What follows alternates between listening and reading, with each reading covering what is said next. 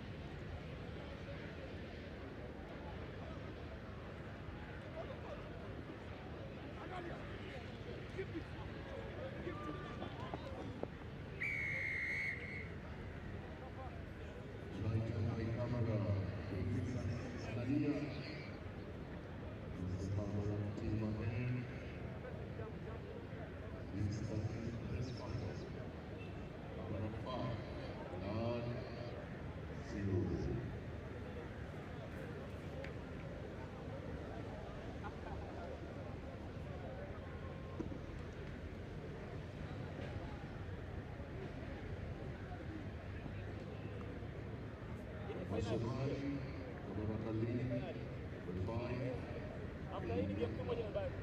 Si hafta hii ni game tu moja imebaki ile finali ya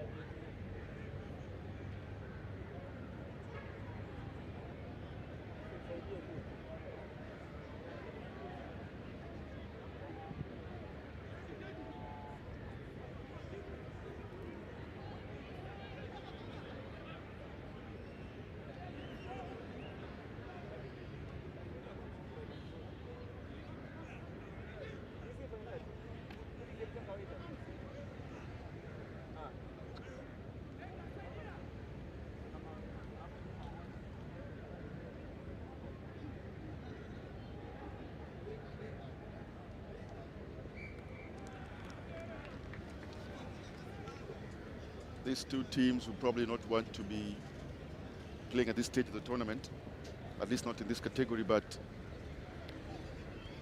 as they say, it is the nature of the beast. and Kabarak here leading Blakblad from Kenyatta University by 5 points to 0. As Cloud Nyamiro here knocks on at the end, they are giving possession to Kabarak.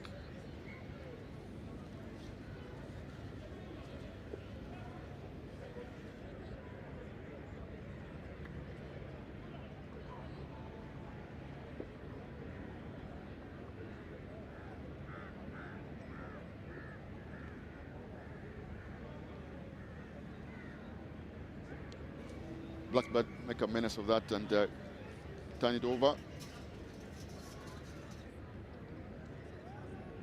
They do need the possession here. KU.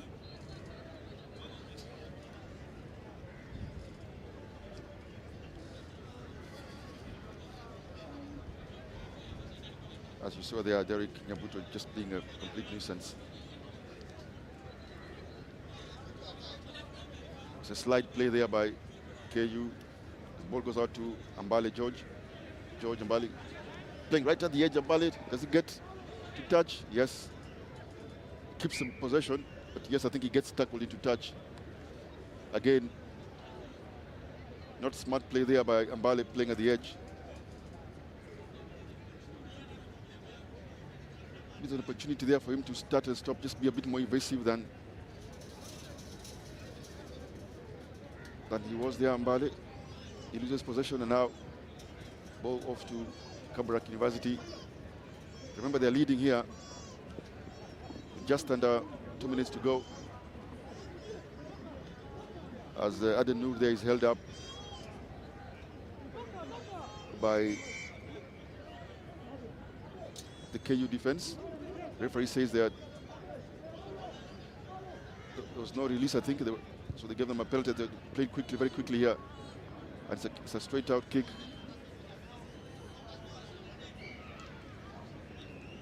By Kabarak, they have to go back to the 22, or just about the 22 there, because it was already out and then kicked it straight out.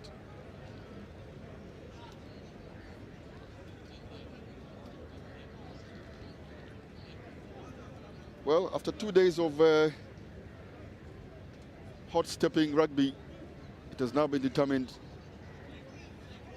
that the big one in terms of the final will be Kenya Commercial Blanc taking on students from Strathmore, or otherwise known as Strathmore Leos.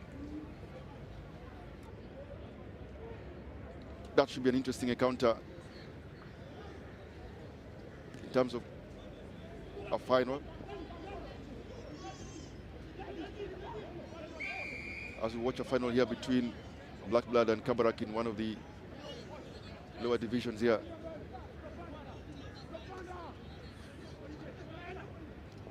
They could be playing here for who stays in the 7 series next weekend. They're playing for ranking here, Kabarak and KU Blakblad. And I think they lose possession there. No, they don't. I think it's an illegal infringement there by Kabarak University. Show and go here by Nyamiro, but he's stopped just short of the line here.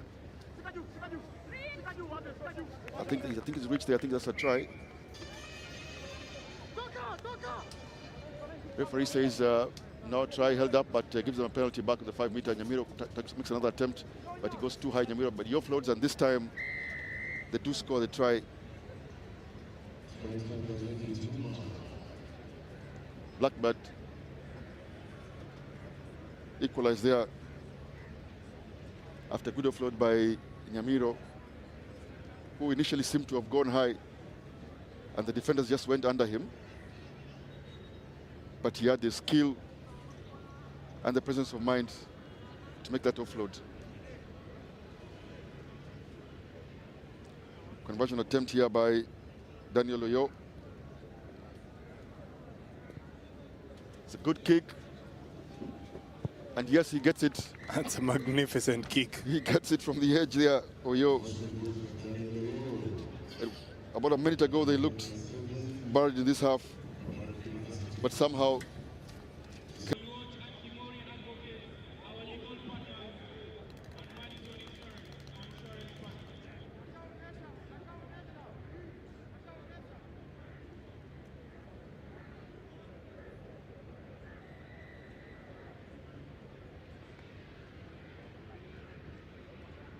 So we are back here. Kickoff by Blakblad, who scored at the end of that half there through Henry Juma. Back in possession here. This time, George Ambale steps back in, stays in field, giving his team an opportunity there. The referee says penalty to Blakblad, even though we had they were playing advantage. I thought we should play advantage. George Ambale seems to be in some form of bother, and the referee says just hold on. He wants to play on, but he's just being, I think, just taking caution here, the referees. George Ambale has been tackled into touch a couple of times, but in that occasion, he had the presence of mind to play just within the 5 and try and step back in. And they get a reward here as he comes back to this other end.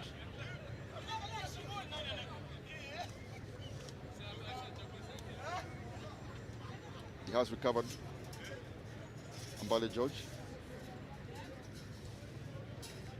As Strathmore get a scrum put in here.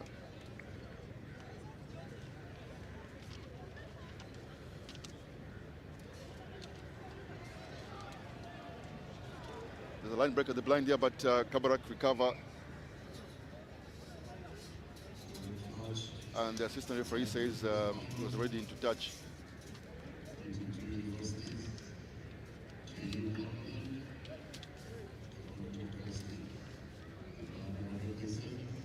The assistant says, yeah, I think it was KU player that went into touch, so line out to play here for Kabarak University. 5 minutes is time here for Kabarak to build something. The line out goes over, unfortunately. Easy try here, easy pickings here for Bryson Ogamba. An overthrow by Kabarak. Straight to the hands of Bryson Ogamba, who just saunters in for an easy try here. Steps off his right foot, Bryson. And just brushes off there the attempted tackle by the Kabarak defender. And they lead this one. 5 points. Does he get the conversion now?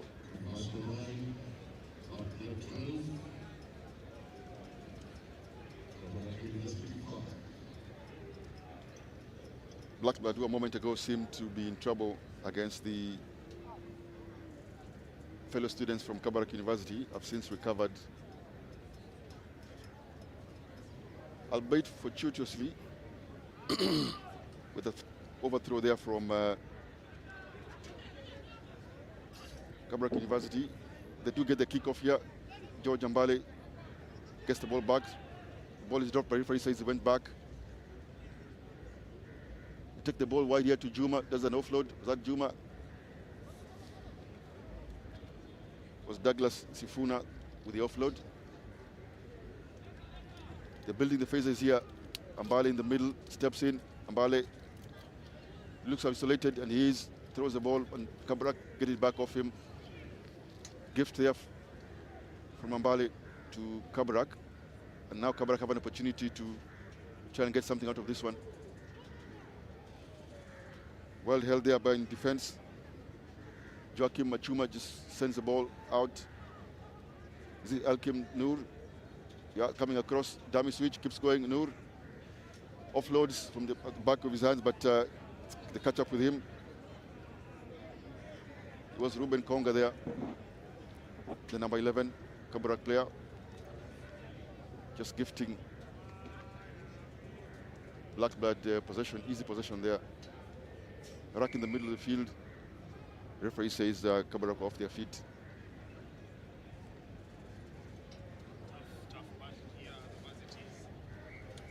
Tough battle here, the Varsities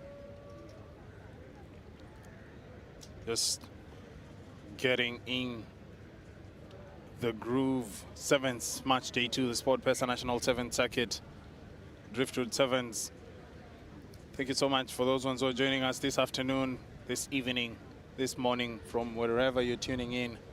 Welcome to the Sportpesa YouTube channel, where we will be showcasing the rest of the National 7 circuit this year. All this courtesy of Sportpesa. Most importantly, we are coming to the tail end of match day 2, the business day of the 2025 Driftwood Sevens, as that kick and chase leads to the player grounding the ball in touch. Just looking at the referee. Yeah, grounding the ball over the line. That should be a 22-meter dropout. Yes, as KU Blakblad makes substitutions here. Coming in is Ian Sam and Ira Druto, who are playmakers for KU Blakblad. I'm not sure who they're replacing, but we'll soon find out. But the coaching team here from Blakblad making it clear that they still intend to attack here by making those substitutions. Nyabuto Derek goes out for Ian Sam, and another of those classic kicks of yours, Oscar. Yes, but he goes dead this time. Another one goes dead. That is another. It was close. It was a close call, though. It was a close call. A repeated 22-meter dropout. They still receive the kickoff again. They still receive the possession. Oh, that's offside. That's a penalty to Blakblad. Blakblad could slow the pace down. Players not probably 10 meters out. Yeah, swinging it out wide. That is Ambale. Ambale is well marshaled. Knock on. Referee should be playing an advantage. Good thumping tackle there from the backside. Player off his feet and reaching out. And that should be taken at the mark. Referee slows down the game. Substitution. Is it?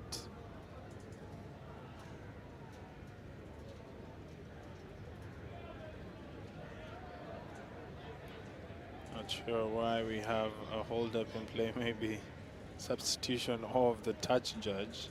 Not sure. Not sure why there has been a call to the other side. Not sure who's replacing who, what's happening. Play continues.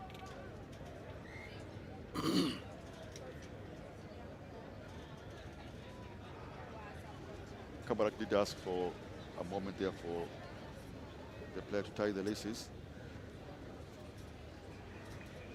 Collins of course seems to have requested some time from the referee, so I'm still not sure who's the touch judge on the other side. That is just a moment who still retains. Quick tap. Good defense. Good defense coming in. Slow recycling of the ball there. Outside. Referee Oak-eyed.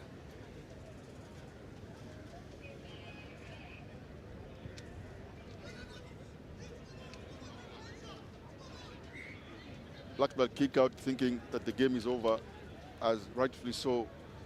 Again, Walter, I think we need to just coordinate that just at the buzzer. But there was time for this line out. Blakblad get the ball back. All they have to do is kick it out. They are under pressure here. Well, they have to secure possession. And they eventually is kicked out there by Ira Druto, who came in as a substitution. That is the 13th place final. Congratulations to Blakblad, who take that first medal on offer this season.